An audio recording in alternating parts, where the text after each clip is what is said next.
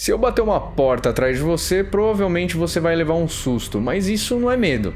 Vencer o seu sistema nervoso é completamente diferente de perturbar a sua alma, e é sobre isso que eu vou falar aqui nesse vídeo de hoje. Seguindo mais ou menos a mesma linha do meu vídeo anterior, que eu vou deixar aqui em cima no card, abordando os motivos pelos quais os filmes atuais parecem falsos, hoje eu vou me dedicar exclusivamente aos filmes de terror. Hoje em dia, muita coisa que se vende como terror se resume a barulho, design de som agressivo e uma narrativa meramente funcional, para ser bem sincero. A história existe basicamente para conectar cenas de susto, mas nem todo filme de terror, por melhor que seja a execução inclusive, vai te causar medo. Por outro lado, existem vários filmes que nem se pretendem como terror, nem têm a pretensão de serem chamados de terror, que fazem você quase cagar nas calças. Então eu resolvi separar essa experiência do medo em outras categorias. O medo fisiológico, que é o susto, o medo dramático, o medo estrutural e o medo apofático. Antes de mais nada, eu acho que é necessário estabelecer aqui uma distinção conceitual entre medo e susto. O susto ele é uma resposta fisiológica do nosso corpo que acontece antes mesmo da gente entender o que está acontecendo e pode ter como motivação absolutamente qualquer coisa.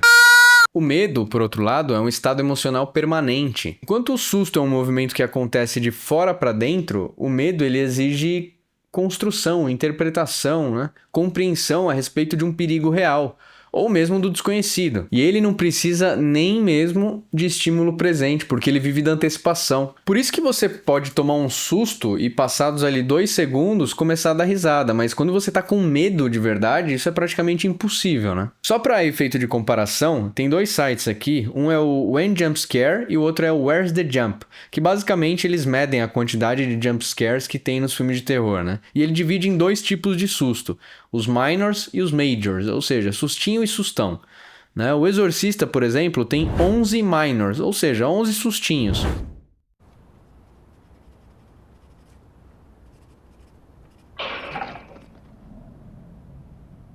O Invocação do Mal 4, o último ritual, tem 45, sendo eles 15 majors, ou seja, semi-paradas cardíacas, e 30 sustinhos, Agora você me responde, qual filme dá realmente medo? O Exorcista ou Invocação do Mal 4, o último ritual? E quem sabia disso melhor do que ninguém era Alfred Hitchcock. 4 people are sitting around a table, talking about baseball, whatever you like. 5 minutes of it, very dull. Suddenly, a bomb goes off, blows the people to smithereens. What do the audience have? 10 seconds of shock. Now take the same scene and tell the audience there is a bomb under that table and will go off in 5 minutes. Well, the whole emotion of the audience is totally different because you've given them that information. Now the conversation about baseball becomes very vital because they're saying to you, don't be ridiculous, stop talking about baseball, there's a bomb under there. Ainda assim, resumir o terror a isso, e acabar equiparando ele ali à ansiedade, por exemplo, é uma diminuição. O que eu quero dizer é o seguinte, a tensão existe, só que ela fica restrita à tela. E é isso que eu me refiro como medo dramático. A bomba descrita por Hitchcock, por exemplo, não existe embaixo da sua mesa depois que você sai do cinema. Você assiste um filme como Sexta-feira 13, por exemplo, e pode ficar tenso ali durante aquelas 2 horas, Mas esse medo não vai te acompanhar até sua casa. A não ser que você seja uma criança que, por sua própria natureza, tem uma experiência limitada, você não vai acreditar que o próprio Jason vai aparecer na tua frente para te picotar. Ele está circunscrito àquele universo ficcional fechado e ele não pode invadir seu dia a dia porque simplesmente ele não opera nas mesmas categorias do seu mundo. Por isso que ninguém tem medo real de filme slasher, por exemplo.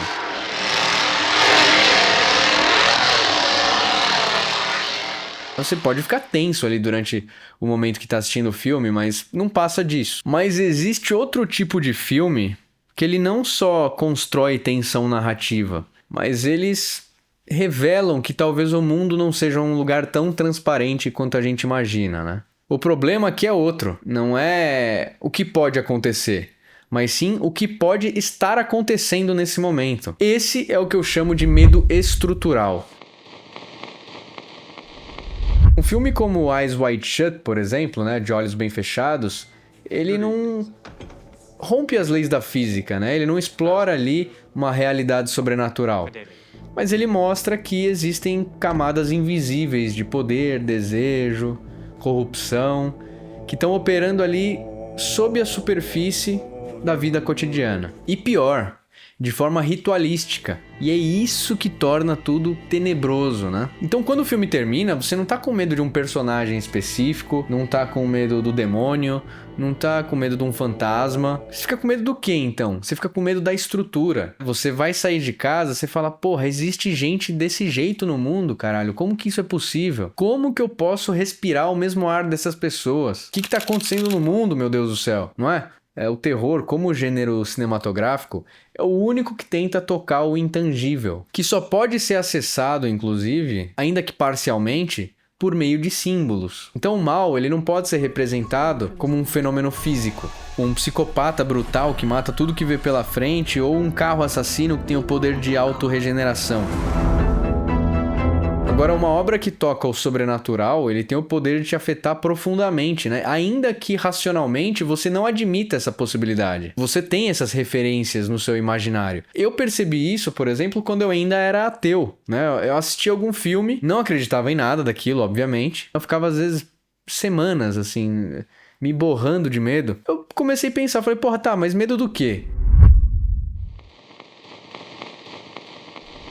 Se o medo estrutural mostra pra gente que talvez o mundo não seja tão transparente quanto a gente imaginava, né, pra dizer o mínimo, o medo apofático, ele revela que o mal não é circunstancial, mas sim que ele é a própria corrupção do ser, é a inversão da ordem natural das coisas. O medo apofático é o medo de uma realidade cuja essência não pode ser expressa. E quando o mal é dramatizado dessa forma, isso pressupõe inclusive uma ordem anterior. O termo apofático, ele vem da tradição da teologia negativa, né? Que basicamente diz que Deus não pode ser definido por afirmações positivas. Ele só pode ser indicado, na verdade, por negações, né? Ou seja, dizendo que ele não é.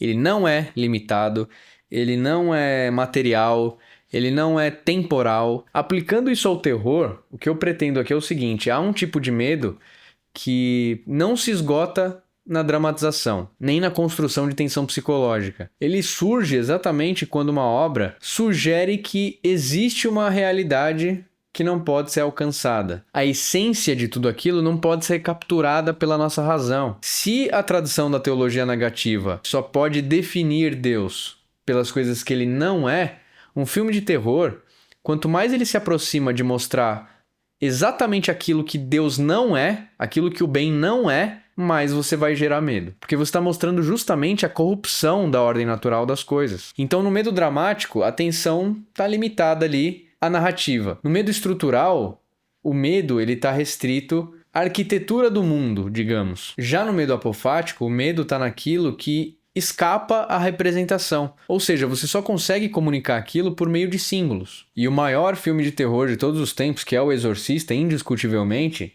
funciona tão bem exatamente por isso. Ele não usa símbolos religiosos só como adereço estético.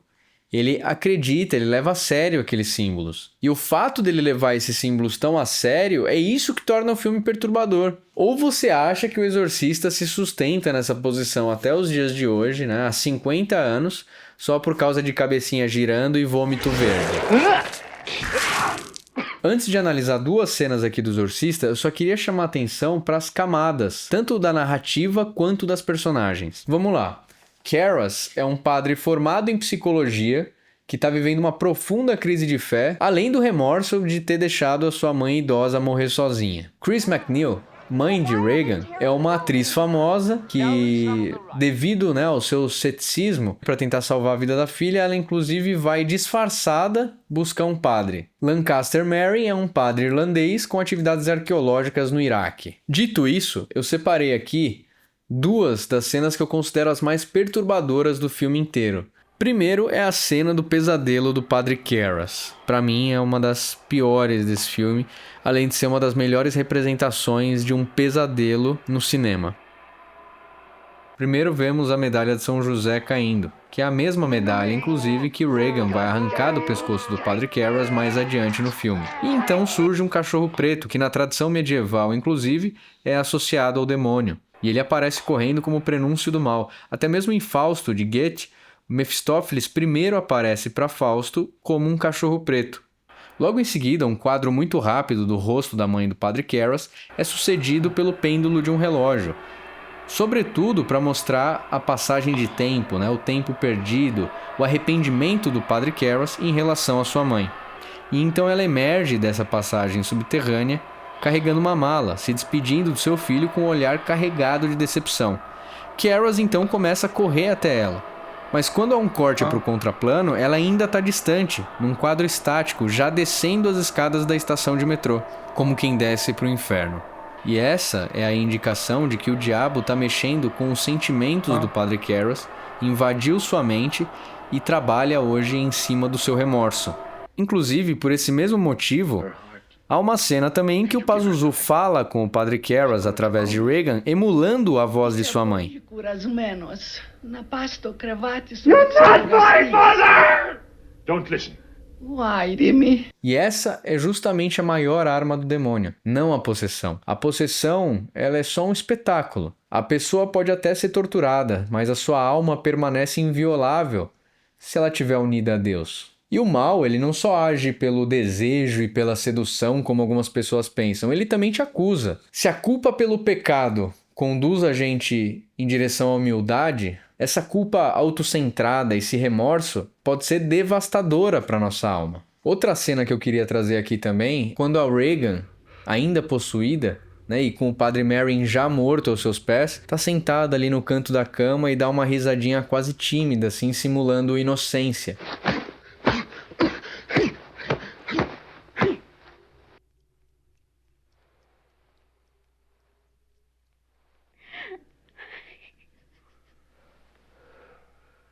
E aí, voltando para o que eu estava dizendo sobre o medo apofático, ao mostrar a ação demoníaca, o filme está justamente mostrando o que Deus não é. Está mostrando o que o bem não é. Para Santo Tomás de Aquino, por exemplo, o mal não tem substância própria, Ele é só a privação do bem. O mal é como a cegueira. A cegueira ela não existe como um valor positivo, ele não tem uma substância, não tem uma essência a cegueira. A cegueira é o quê? Simplesmente a falta de visão. A mesma coisa o mal. É a corrupção de algo que, por natureza, deveria ser inviolável, como a pureza de uma menina de 12 anos ou como a fé de um padre. E essa subversão do bem choca justamente porque acaba confundindo o bem e o mal. Não foram escolhas assim meramente estéticas. Tanto que você pode ver nessa entrevista o que diz o próprio William Friedkin, diretor do filme. The problem of the complete physical and mental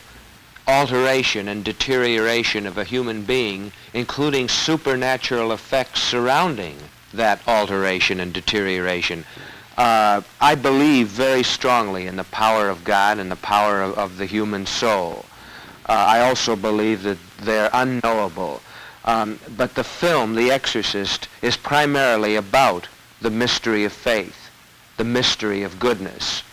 That mystery which is just inexplicable, but it's there. E eis o motivo do meu ódio por Exorcista, o devoto, Believer. Vamos lá, uma mãe que, inicialmente cética, acaba recorrendo a um padre, que por sua vez chama um outro padre.